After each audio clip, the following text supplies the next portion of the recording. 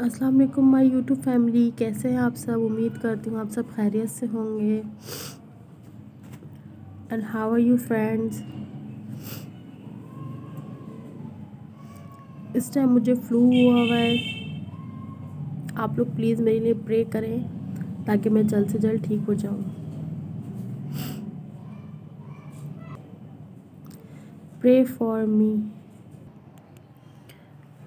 गला बहुत ज़्यादा ही ख़राब हुआ हुआ है।